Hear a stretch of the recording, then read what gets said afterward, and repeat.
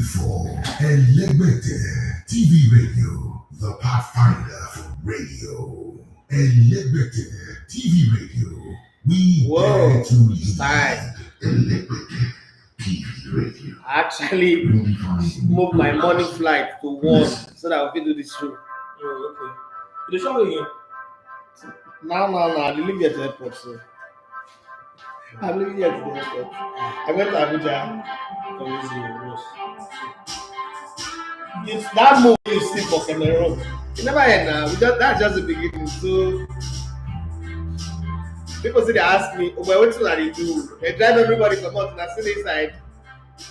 They don't understand. It's a different movie.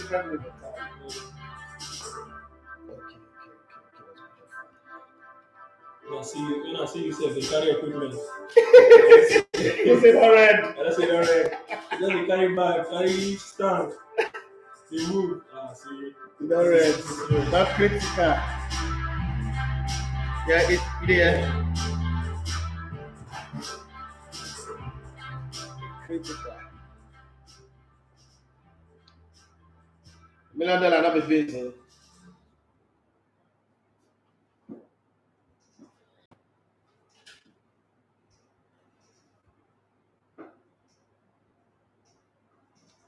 All right, good morning and welcome to the Sports Buffet on TV Radio. My name is Daffy Matthew. So you're going to love to come in the Elevator One Sports if you're watching on Facebook, YouTube, or you're listening on the mobile application on Android phones, which is Elevator TV Radio. Thank you very much for joining us. If you're also listening on the website, www.elegbetevradio.com/radio, thank you very much for joining us. If you want to call in on the show, you know what to do. 07025000069 is the number to call.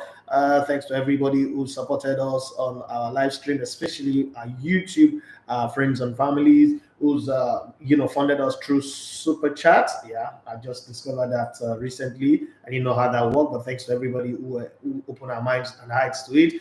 The month of January was the learning curve for us, but the learning continues and the progress that we're making is thanks to you guys. We're very grateful to you. You know how we do Tuesdays. Like I said yesterday, I am meant to travel to Abuja today and for the whole of this week and then head out to Port Harcourt and then Aba. But when Emmanuel reached out to me last night, I was like, "It's coming." I said, "Okay, let me adjust my flight." I had to change my 6 a.m. flight to 1 p.m. So we're here. We're gonna have fun from now to 9, and immediately. My bag is already packed. Immediately, I'm jumping on the next cab and I'm going to the airport to make sure I catch my flight. I just hope that traffic and all of those drama on the road doesn't hold me back. But it's a gamble that is worth taking. Worst case scenario, I miss my flight and then I'll take another one again. But Emmanuel Sebastian, how are you? Let me start with that. How are you? You've gotten your first baptism of African Cup of Nations. You were at the Aisha Buhari Championship or Cup. What's the difference between that one? Because you were in the middle of that one and then you went to the AFCON. But then you and Wenger did the James Bond, the only media people without accreditation but with access. How did you people do that? Good morning to everyone who's tuned in. It's good to be here again after that mini break. I would say mini break, but it's good to be on this mic again. I mean, it sounds really cool. Really cool as usual. I felt like that yesterday. I really like the sound, this year. But I mean, like I said, the actual World Cup was a good experience. I mean, we were, in the middle of everything. Yeah. In the middle of everything. But I mean, You're more like the organizer. Yeah, we're more like it. But I mean, this is the AFCON. This is the Nations Cup. Even though if you ask me what I would have done back is to get the accreditation. But I mean, I didn't know on time. I would have sorted it from here. I didn't know. I thought you guys have it. Right. And we didn't. We're not planning to go actually until the last second. We just let's go and see what we can do. But I mean, thank God for the brand. I mean, people know us when they see us. They just Nigeria footballers just go, do what you want to do and all that. So we're we're getting into places. People with accreditation we're getting into. But I mean, talking about the AFCON, ended on a sound note. Very sound. Very sound note. I wasn't expecting the Spurs to crash out the way they did. After that brilliant start, I mean, we're the best team. Plan my flight for February 7th. My exit for February 7th. Like I was so sure that don't worry, we'll get to semifinals. That was how confident I was. After we beat Egypt, I'm like, semifinals is coming. That was the target, but I mean, Tunisia just happened. But we're getting into the nitty-gritty of all that went down with the Spurs at the AFCON. But I mean, it was a good experience. I mean, the city In as much I would love to be in the other cities like Yaoundé, Douala, but I mean Gara was a nice city. Super Eagles, that was where Super Eagles were camped till at least that was where they would have been till at least the quarterfinals. They made it to the semi-final before they traveled to Yaoundé and the like. But I mean the people were nice. The city, calm city to be in. The weather was good as well. And I love the pitch. The Rui Aja Stadium was arguably one of the best pitches they used for this AFCON. I'm not comparing the size now, but the ambience around the stadium, it was a really beautiful stadium. So it was a beautiful experience in African Cup of Nations. I can't wait for the next one, which is next year. Pretty coming soon. Ivory Coast will be hosting. So a good one, good showing for the Super Eagles, and it was a good first time experience. It was actually my first time covering football tournament regarding the Super Eagles. So I mean, it was really, really a nice one. But like I said, he ended at a sour note. So hopefully Super Eagles get to do better the next time. We have the World Cup coming up and the World Cup as well, so you never know what will happen. So I'm looking forward to the next one, and I hope it comes to pass. Okay, so for me, I pray that Nigeria qualifies for the World Cup. This is not my first AFCON. I've been to quite a few AFCON, but I've never been a reporter or I've been in the thick of things. I've practically gone to watch and then come back and just sit back and savor the experience. This is the first time. I wasn't a reporter this time as well, but this is the first time I was in deep. And I was telling myself before we went to this. Egypt, I was there, but not as a reporter. Okay, I just go have fun and come back. I used to work with the Egyptian embassy in Nigeria in Ikoyi off Second Avenue. So when Egypt was hosting, I just called my friend Momo and Momo. And Momo, I want to be in Egypt. And I've lived in Egypt briefly before, so it was easy for me to get to Egypt and I'm off to Egypt. But it wasn't because I was reporting. I've actually not reported any African Cup of Nations like I did in World Cup in 2014, full-time commentaries, winning interview and all that. I've never done that. Even this one, you saw what I went there to do. So I was just faced with it. In the middle of the competition, somewhere somebody said they were going to pay me $3,000 to help report into a show. But it was too late. I told them I wasn't going to do it. And it was an agency again. And me, I hate working with agencies. And I know they don't like when I say this, but I think agencies are evil in the system, in the media system and in our place. They are like, there was a football agent, okay? They don't look at your best interest. They make you do a job. They don't pay you when you're supposed to be paid. And I'm very, very bad at drawing debt. Okay, if we have an agreement and you say 30 days you pay my money, I want that money paid 30 days. After 30 days you don't pay, I might just leave it for you. I mean, I have 3.7 million hanging somewhere. I have another 11 million hanging somewhere. Not like I have the money, but I just don't like begging for what I work for. So I told them off, and they were angry, like, Daffy, what's the feeling like? No, I'm not feeling like anything. You didn't plan it. You're doing ambush marketing. I was sad, that they did that. But it was fun. It's the beginning for me. It's the beginning of a new journey. I've never been a producer. I'm not a film producer, but I'm not, responsible for producing not just any film, but something that's not been done in this part of the world. So it's crazy that every day as you go, you're seeing like, okay, making changes, making adjustments, still following the script, guided by the script that you have, but making adjustments, finding new material, because it's not like a scripted movie. It's a real life on the go, captured in camera in real life. So there's no rehearsal, there's no cut, take 2, take 1, take 3. As it's happening, you're taking it, you can't change it. So like what you saw us do in Cameroon, where we were doing all those things, it was improvisation on the go. Like, okay, we can't hear what the coach is saying. Let's put a microphone on him. Drag him to the toilet. I put a microphone. People didn't know, but put a microphone on him because we need to hear what he's saying. When we put it out, and you see his mouth moving, and you're not hearing the audio, it looks crazy. So we really want to make sure Chasing Glory, Road to World Cup, Chasing Glory comes out as best as possible, because that's the only way people can take us serious for the second thing that we want to do. This is just us trying to announce ourselves to the market. So it's the only way people take us serious. And the whole team, Larry, and every other person that's involved, Suleiman Falari, everybody that's involved in this thing are working as seriously, incredibly hard to make sure we get time, because September is our deadline. It's a very, very short time thing. And that's why I'm jumping on the flight and going to Abuja. I'm going to sort out some things, and the fact that we need access with CAF to get footages and the rest of them. And then also very, very sad that we didn't make much progress with the AFCON ball. Hey, it is what it is. We're going to turn it around. We'll have the game with Ghana. Now Ghana have Chris Hughton as their new manager, and then he's already doing the things that Amaju used to do. Is it confirmed as the new manager? It looks like it's going to be confirmed, because Gonatra turned them down, and they wanted to use Gonatra against the Super. They reached out to me. Yeah, they did reach out to me. Yeah, they did. and he said he's not interested in that job, and he doesn't find it attractive for him to be used as a batting ram against the Super Eagles. He might be angry with how he was treated, but he thought he built something. He thought he built something good in Nigeria that is too old to be that guy. If he was way younger, maybe he would have taken it and tried to, exact revenge. But this is not what he wants to do. We had a very long talk and I enjoyed it. But let's get the show started. All right, before we get into the AFCON, I mean, it was a deadline day yesterday. I was expecting that. Transfers around Europe. And one move that excited most Nigerians was, the guy we've talked about so much on the show, Kylian Mbappe. Yeah, so he's gone to Copenhagen. Yeah, got to move to Copenhagen. It's a 4-year deal, until 2026. And we were all expecting him to move. It's a huge step up. Looking at the clubs he's coming from and the team he signed for Copenhagen, one of the biggest teams in Denmark, one of the most successful teams in Denmark in terms of European competition. They played in the Champions League a couple of seasons. Now, was it what you expecting? Were you expecting something more? Mid-Euro, France, some other countries. This is Sweden to Denmark. It's a step up, no doubt. But were you expecting something bigger than Copenhagen? No. So for Kylian, let's not lie, he's surprised me. Remember, he was one of the players I mentioned to replace him. Yeah. Mentioned two players. So from the kid that we saw the Lagos State FA Cup in 2018 and 2019, if I'm not mistaken, I don't know the exact year, my producer remind me, but 2019, right? 2018. So from that guy to the guy that went to the under-17, wearing jersey number 13 and doing what he did, I didn't even expect him to have a move right now. So to have 1.5 season at Malmo and being one of the best performers first season. To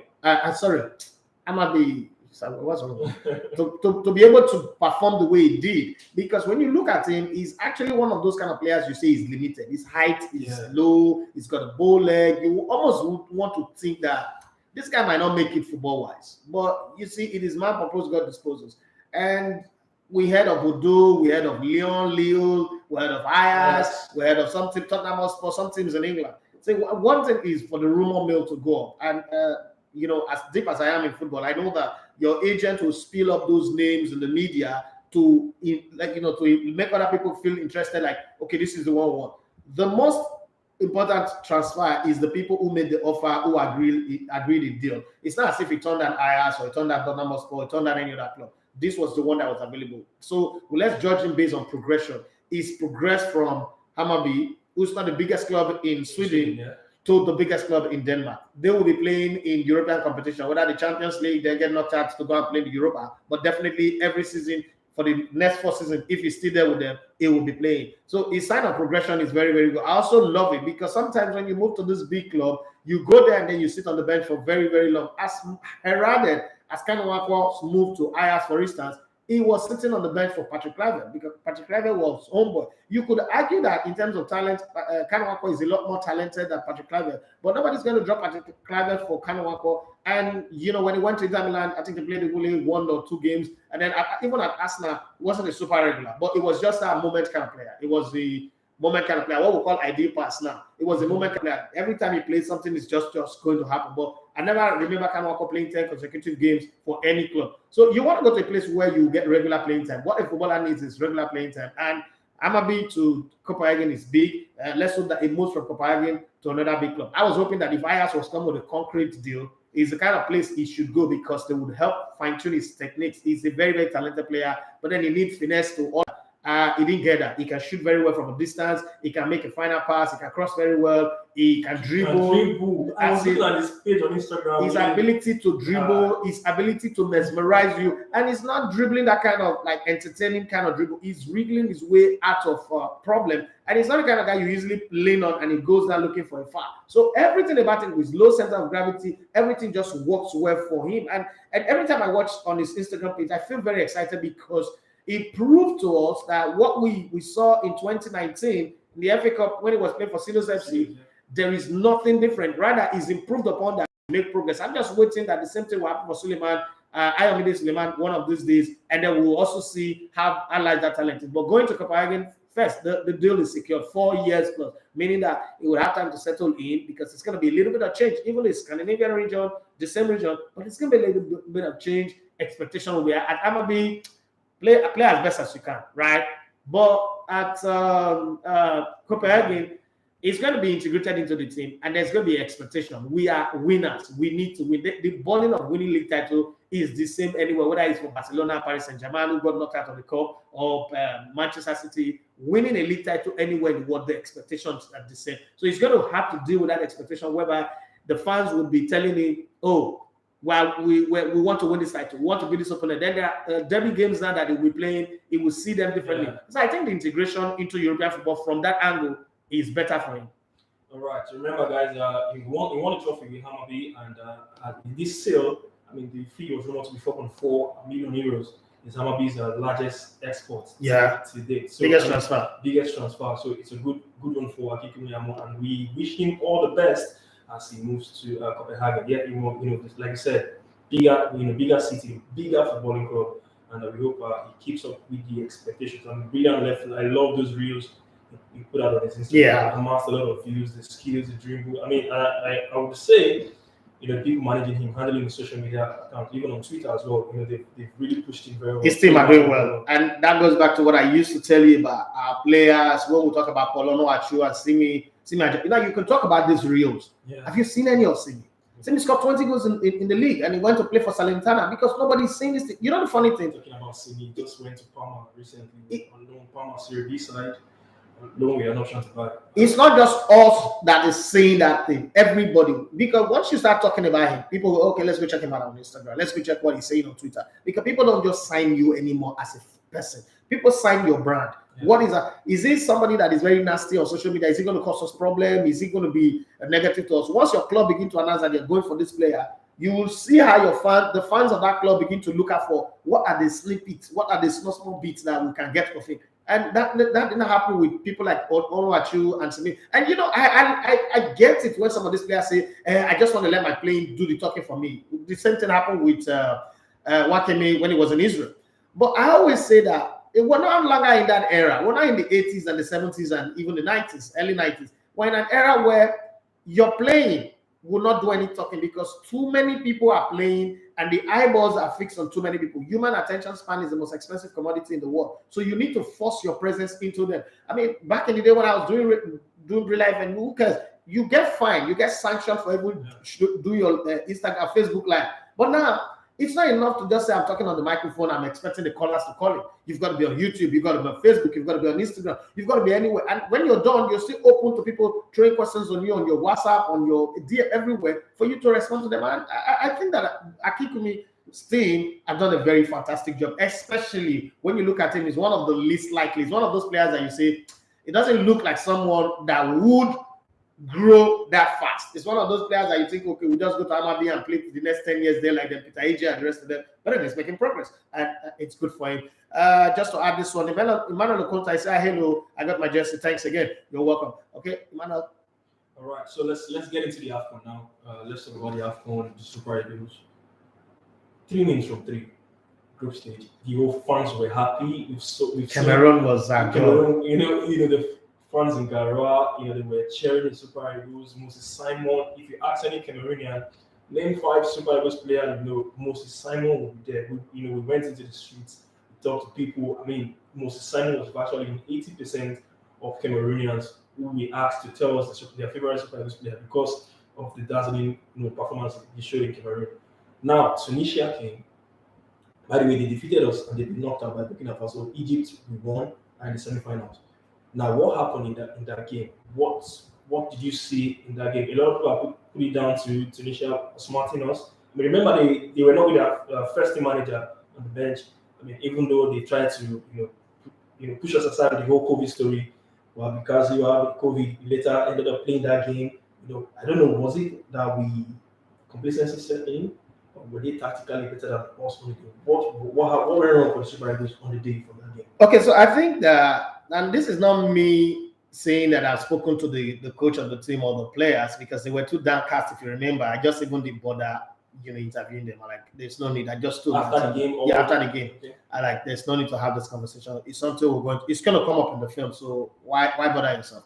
I have the privilege. This is the privilege you get when you pay money for something. So you believe that you have access to certain things that some other people don't have. But from a footballer's perspective, from a football person's or an analyst or a coach or a fan perspective, let me give my own perspective to that game.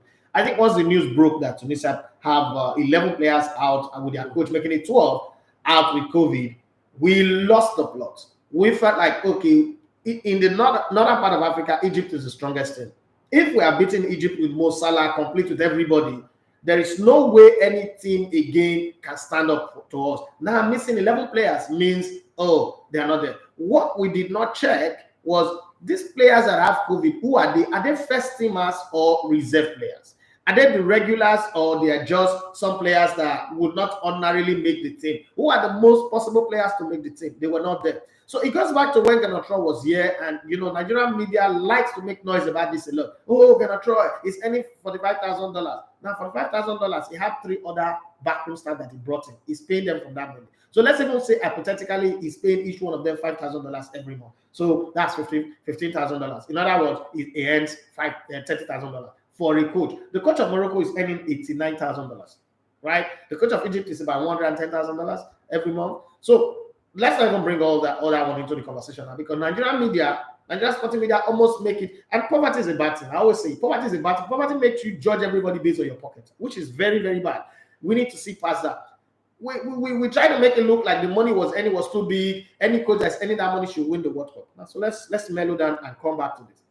The Super Eagles that went to Cameroon did not have a proper video analyst. I know people will talk about Terry Egwaji, but I was deep into that team enough to know that there was no such thing. Okay, Yobo is just a hang-up. It's sad that I'm saying this, but it's the reality. These guys are just hang-up. Salisu, good, the same thing.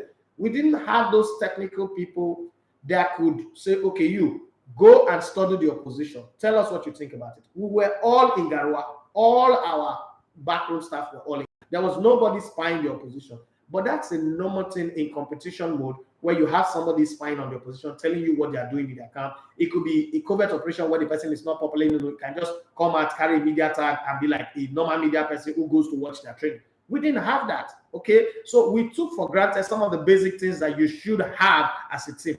Secondly, going into that game, after we beat Egypt, we get a little bit cocky.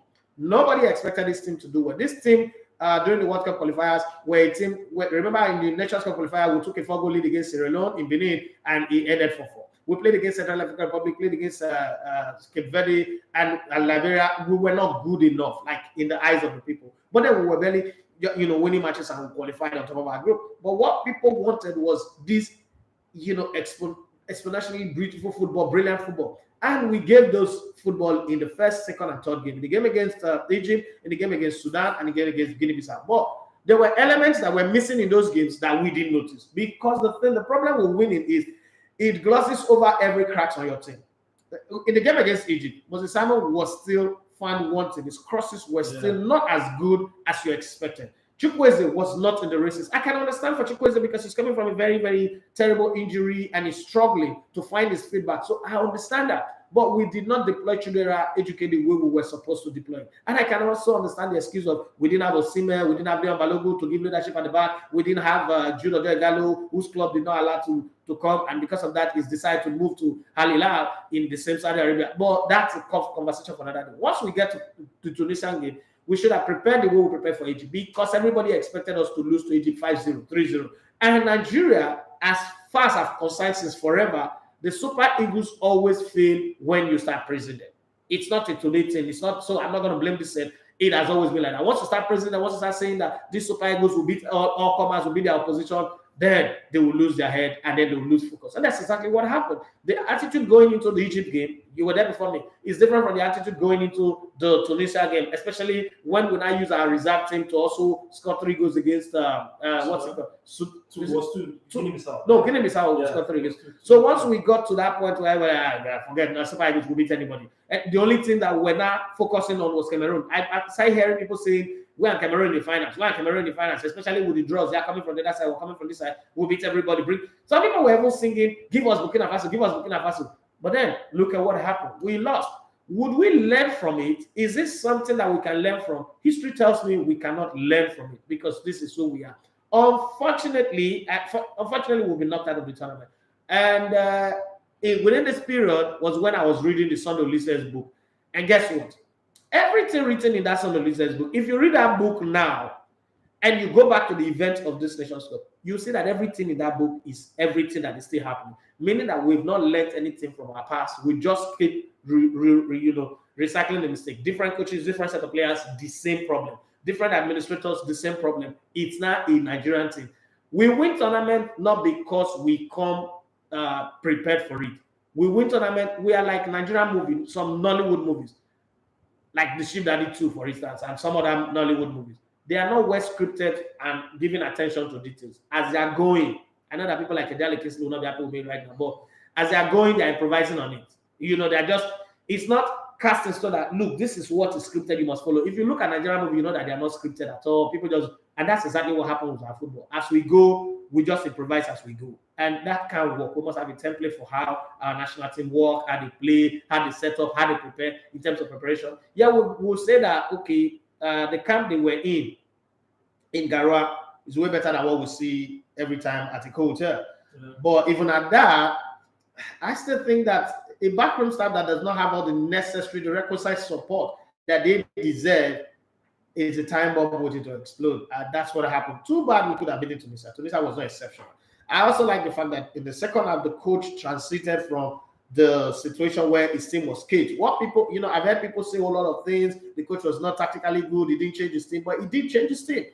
He removed the entire front line. He removed Samuel Chukwueze, removed Moses Simon, removed what's it called? Kylian Mbappe and Taiwo Awoniyi. Yeah. That's good changes. But beyond that, he also changed the system from a 4-4-2 or 4-2-4, depending on how you want to look at it in Versa, to a 3-5-2. So he did what he could do. Sadiq Umar didn't score the goals, the chances that he got. No, but don't blame me because my biggest revelation for this tournament is not even Moses Simon. So Moses Simon have had a great time to play for the national team, prove himself, and be the best player. He's not really impressed me that much, but Sadiq Umar showed in this tournament. He's not played with this team. He's not blended. There's lack of team chemistry. We saw him progress very well in this tournament. If given the chance, he will be one of those guys fighting. I think one of the players that didn't really impress me that much was Taiwo Awoniyi. Yes, he did very well against Egypt, but then after that, he started to peter out a little bit. He was being too cautious. He was being too careful. Want to play the safe one. When you're a striker, you don't play safe, especially in a team where you made the leading striker.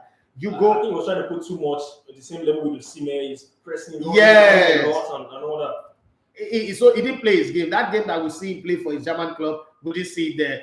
And then at some point, I thought that Kylian Mbappe too. I don't know. I'm not trying to put blame on people here, but I think that he just didn't get off past second gear. Like just there, let me just play safe, big boys. Let's not over push it. But another player that majorly impressed me, Wilfred Ndidi. Whoa.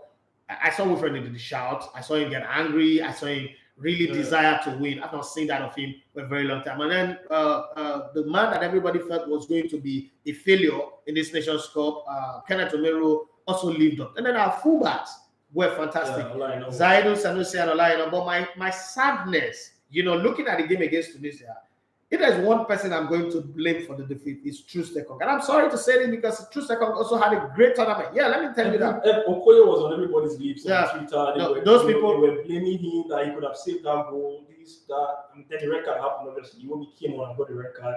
Iwobi too took some share of the blame. But so let me explain. Well, one good down. I know that the tactics of the team says anytime you get the ball, find Moses. Moses was the Jesus. He could walk on water. He could part the Red Sea. He could heal the dead, bring the dead back to life. He could make anything happen. But on this game, you're a professional football player. You know that they've been holding it. In training, the most skillful player in training on the Super Eagles that went to Cameroon is Olajuwon. His ball control is incredible. His usage of the ball is mad. And because the Tunisians were so focused on Moses Simon, this is the game that we saw. That channel where Olajuwon operates was very open.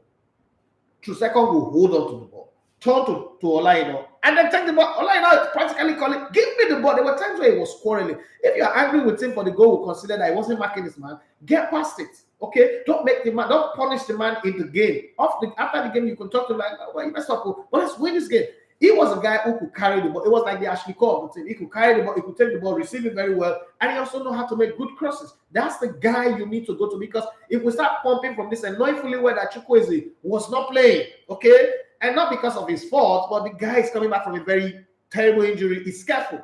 Give him the ball, let him become your flying winger. He kept taking the ball and then misplacing the passes, throw the ball this way, throw the ball. Like there were like 9 occasions where that happened in the game. And I was telling the guys sitting next to me, Larry, and the guys, and Colin, I was telling them that True Steckham is killing us in this game, but unfortunately, it's not the kind of guy you can change. True Steckham had a great tournament, okay? For the 4 games he played, he had a great tournament. But in that Tunisia game, there was one person I would blame.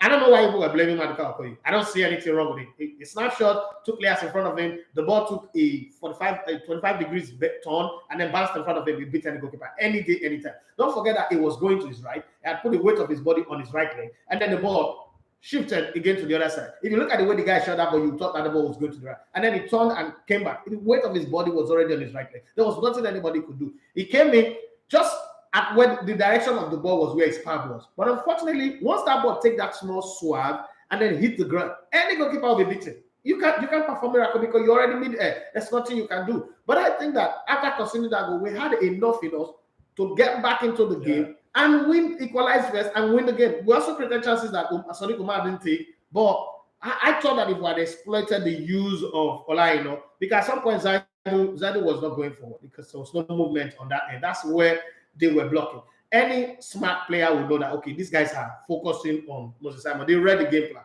Okay, they understood the script. And they showed their hand very early. We can counter it by being intelligent players. This is where you need intelligent players for your team. But unfortunately, that didn't happen. Alex Iwobi was brought in to be a master key to try and open that defense. But just before he could settle in, I won't blame him for that red card anyway. I'm not a fan of Alex Iwobi, but I won't take anything out on him on that red card. That could happen to anybody. It wasn't his fault. It could happen to anybody. He came off his blind side, was trying to protect his ball, but it's a red card. That's it. I think the heavy touch as well led to him making that challenge. But I mean, like you said, it can happen to any player. But I mean, it's just a sad one. You analyzing the game and me recalling how the atmosphere was in the stadium when Tunisia scored that goal. The whole stadium was, I mean, it was so quiet and down. You could see everything. Cameroonians were more hot than Nigerians. I think they were. I mean, we're leaving the city. Immediately Nigeria lost. The next day, Gara was like a graveyard. It was like a graveyard, but I mean, it was really, really sad. But let's look into the managerial position now. Before the tournament, there were talks that Pasero would be in Cameroon as an observer. I told you it wasn't going to happen. To come observe the team. They released a statement on NFL released a statement on their social media pages. But I don't know if you saw him. I didn't see Pasero anywhere. Pasero didn't come to Africa, so he wasn't in Africa. So I don't know what happened. Now the tournament is over. The round of 16 exits, even though it's been a long time, it happened for Super Eagles to get knocked out in the round of 16. First time we're having round of 16, you say quarterfinals. First time we're having round of 16 in the African Cup of Nations anyway. So more like it's been a long time we got knocked out in the quarterfinals. But I mean, would you still want Pasero to come in? Now Egbafon has managed the team tournament. I mean, he's brought the team together. All the players are coming out to say he's giving them the freedom to express themselves. The likes of, I was watching videos of some of the players that they have more freedom now to play. They're expressing themselves more. With what Egbafon has done with the team, now everyone is happy watching the Super Eagles. And if you follow fans now across social media, across board, they're happy with what they are seeing, the style of play they are seeing. No more, laid back play, free football. Would you still want Pasero to come in and manage his team ahead of that World Cup qualifier? I never wanted Pasero to come in. I didn't think it made sense, but I wasn't sure what Egbafon was going to give us. But it was a gamble that I was willing to take. And I'm the one that is most hit by Egbafon taking the job because people thought that we did that video, we produced that video deliberately to do PR for him, but it wasn't like that. We recorded that video in October just because we wanted to tell the story of Nigerian football because we saw a need. Everybody was complaining that the Super Eagles was not playing well, and I didn't know that Ganacho was going to be fired. Like I always say to people, Ganacho is my friend. I'm not going to turn my back on him now because he got fired. He's my friend. We've not met one-on-one, but it was very, very nice to me. There was not a time I called Ganacho that he doesn't respond to me. Okay, you can testify to that. Now, what happened was when it was by October, when everybody was saying the team doesn't have a pattern, I started thinking ahead. Like I told you here, I'm done past just being a guy who criticizes the system. I'm always going to look for solution. So I thought if we do a video where somebody who's been in the game long enough, and the first person who approached was Emmanuel Amunike, he still haven't had a chance. I just put to him yesterday and he said he's not coming to Nigeria. He's going to go from Cameroon to Spain. Yeah, and I'm still on Finidi George. And we tried to do with Sando Lise. Part of the reason why I want to go to Europe is I might go to Belgium and have a sit down with him to do that. But one of the things that I quickly noticed was that There is nobody having a conversation on how Nigerian play or how Nigeria should play. So we decided, let's go to Iguavon, who's been in the team since the 80s, who's followed this team very well, and do it because he's the football director. Even though he doesn't impose himself, he doesn't talk, we could get him to talk. And when we were recording that with them, you can't criticize Ganacho. We don't want to create another 1982. This is 2012, 2022. We don't create another 2002 where Onigude was shadowing Shabu Amodu as the technical director, and then all those bad blood enmity that happened. I don't want to create that, but I just want you to explain from your own perspective what Nigerian football was. We recorded it. When we recorded it, all of a sudden we now played the last set of qualifiers, and it looked like they were going to fire Ganacho. I was like, guys, we can't put this video out. Because if we do it to look like whoever is looking for a job, we all held it back. Lara, we all held it back. It will give us good numbers, but we didn't feel like it was what we needed to do because we still know that the Super Eagles' growth is bigger than any personal ambition that we have. But then next thing they said, Iguavo is the interim manager. So, okay, we can put it out now. That's why we put it out. When we put it out, what we actually did was give Iguavo a springboard, something to bounce on, to leverage on. Like, this is what you said. We are going to the Nations Cup and prove to us that as you say it, you can do it. Through the type against Egypt, he proved that, yeah, that's exactly what he can do. There was the spine. We saw it. The team was playing with the wings again. And let's not forget that sometimes the Super Eagles that we see today reminds me of the elections of 2014, 2013, and 2014, 2015. We all didn't like one person. He was docile. He wasn't good. He was clueless, as we say. And then we needed a guy who we said had integrity, who would be an action man, who would fight the system, who would do what Nigerians want. Nigerians are not good with people who are quiet. We need action person.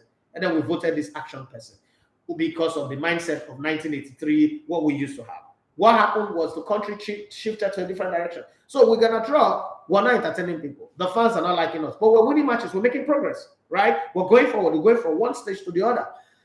Iguavon came in and did what Nigerians wanted. Like, okay, Nigerians want to get, I think there was one interview we interviewed Ganacho. He said, Nigerians like to see their team play hoo-ha, hoo-ha.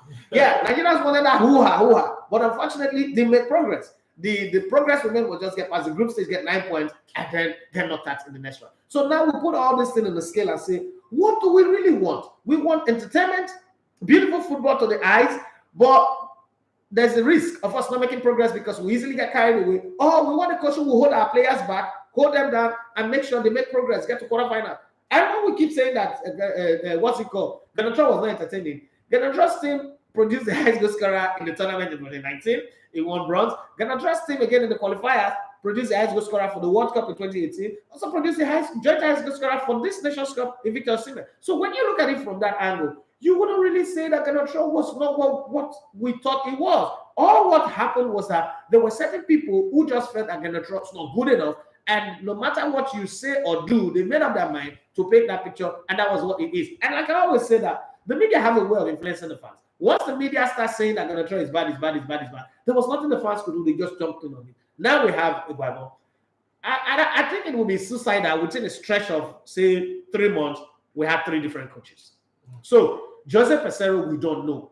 Austin Iguavon has seen his mistake. The best way to progress is to learn from your mistake. I am a believer of the second chance or giving people other chances. I think Iguavon should take this chance.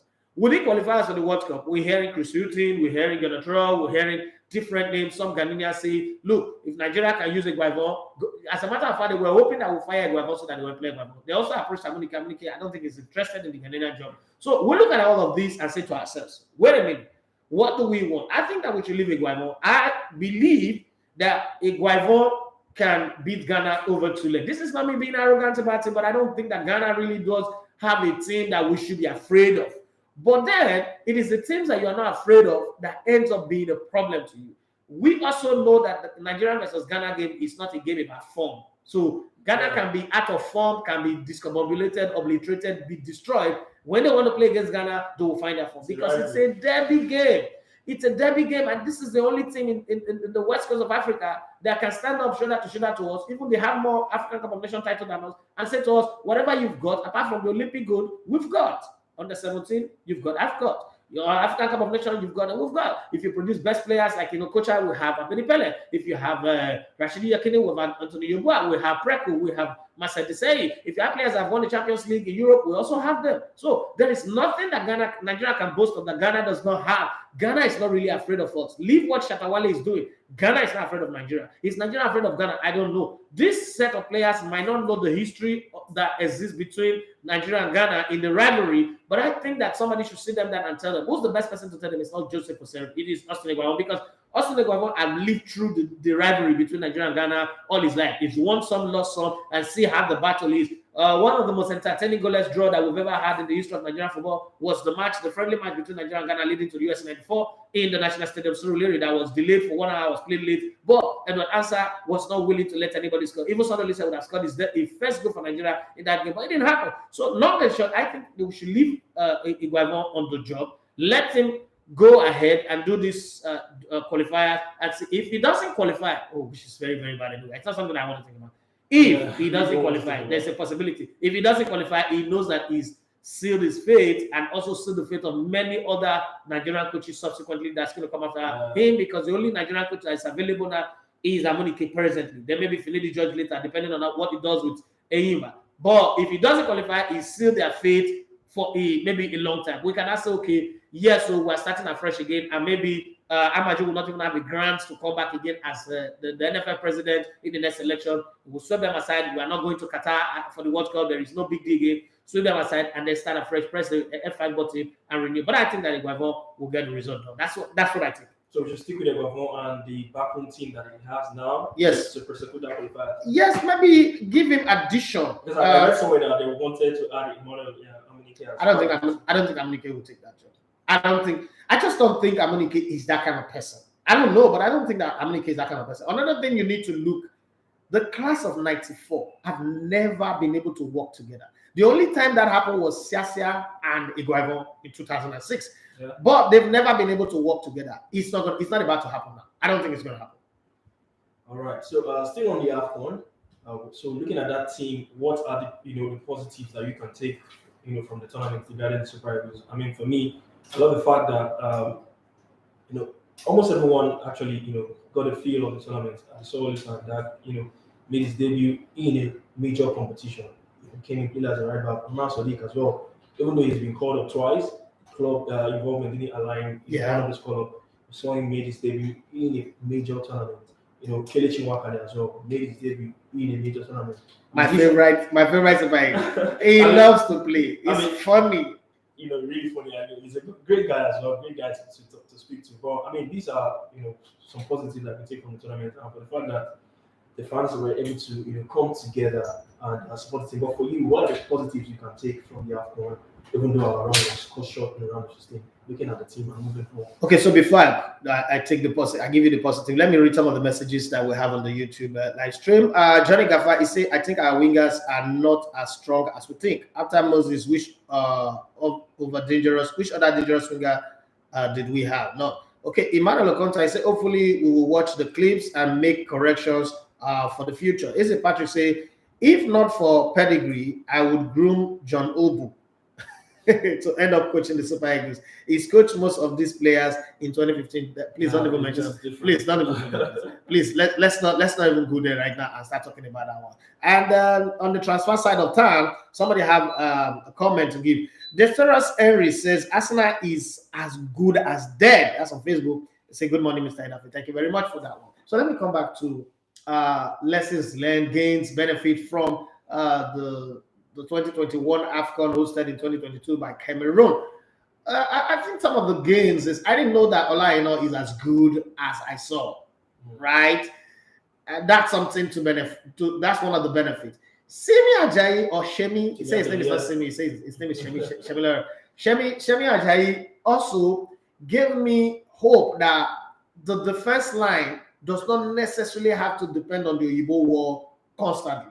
Even though it caught a figure of a man who's not happy, who feels like, I shouldn't be starting in these games. Why did you bring me here if I'm not going to play? But then it's football. Once the coach makes their selection, I know Mero was going to start anyway. Once Leon Balogun was mentioned not to be in. So it wasn't that bad.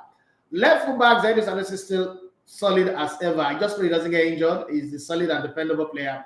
Another lesson learned is knowing that we could play with some of that type of players the assistant Peter Lainka had his chance.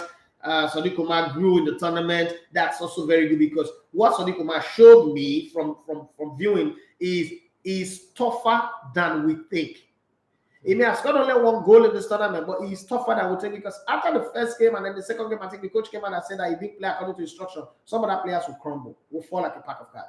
Thanks to the coach also because the coach gave him a chance in the third game. He played 90 minutes. We saw him full of running. He improved from being a static striker like Lukaku to a mobile striker. He was everywhere, running, hustling, pushing for pass, getting the ball, trying to play, hold up, play, doing a lot of things. That for me is a positive that I take off this tournament. The downside of this tournament is I didn't get a chance to see Chidera Ejuke, who I think is a magician. If given the right chance, he would do well. Another positive is that we've not seen Joe Aribo playing in the number 10 position. Yeah, another massive player. Yeah, that's a very good one. He keeps it simple.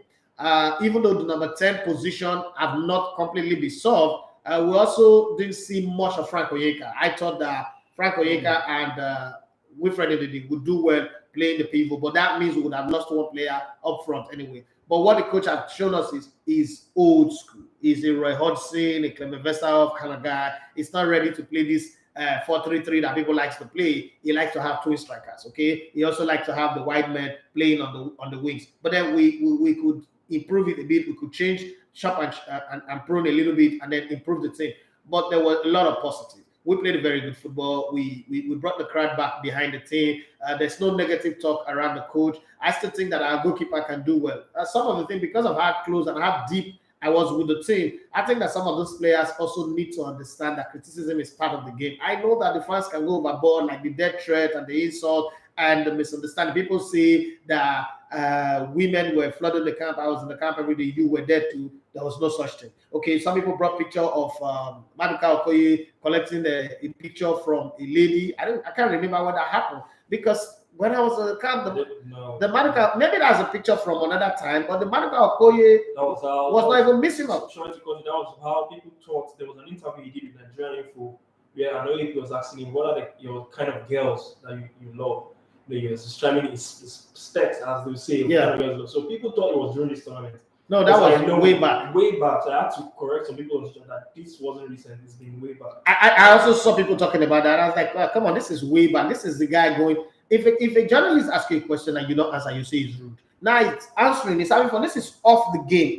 They call it off the ball. Yeah. You know, it's off the ball conversation. And then people brought it back and we're trying to, make him look bad. One of the guys a few guys that I engaged, I said, okay, let's even agree with your position. Let's kill Maduka Okoye.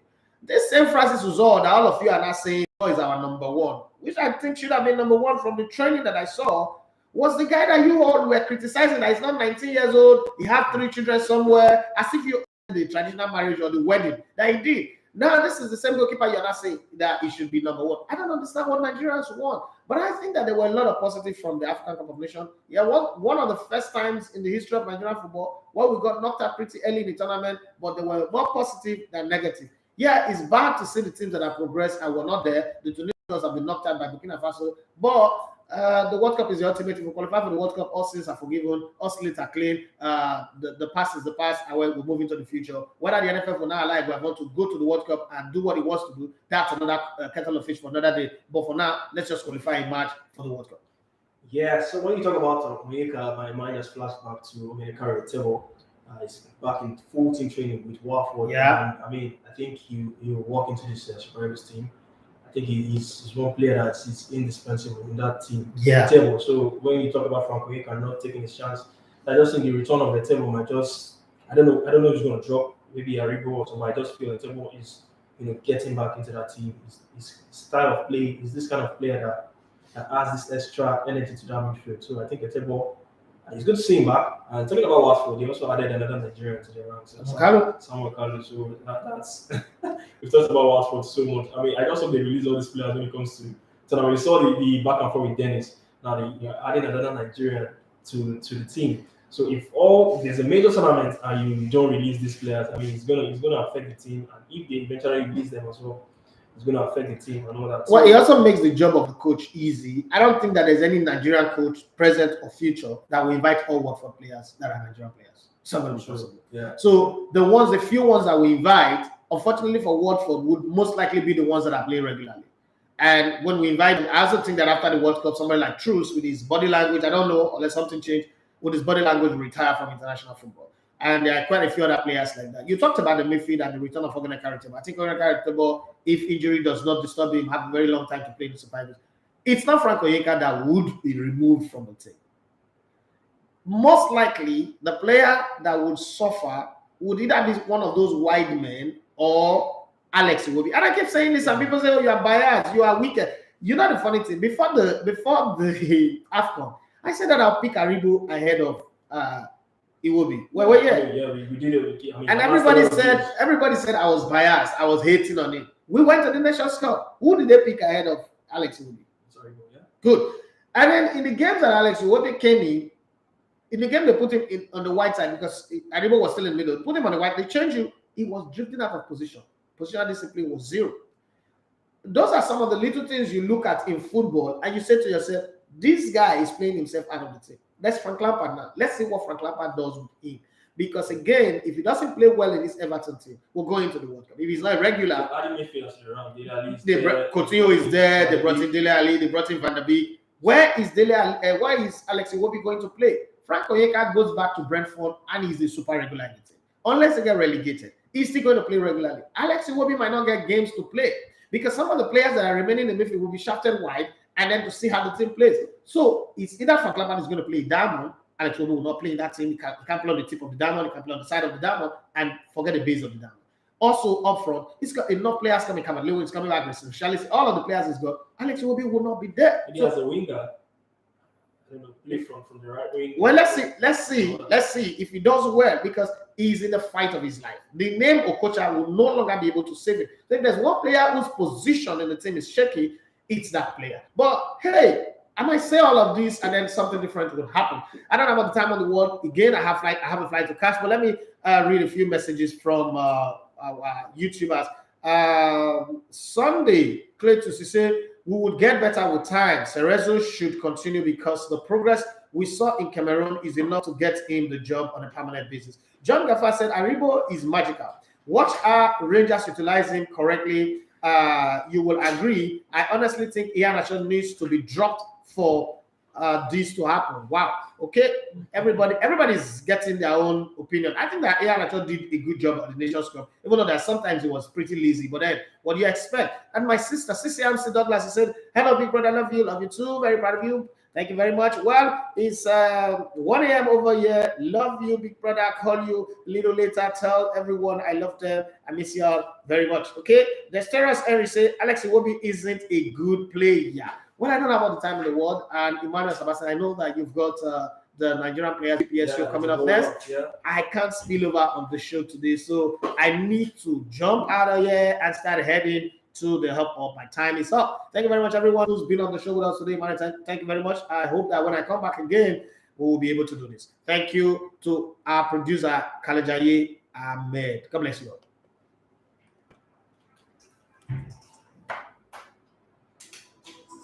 More than obvious. My time is up. I got to run now. You move out now? No. My bag is packed.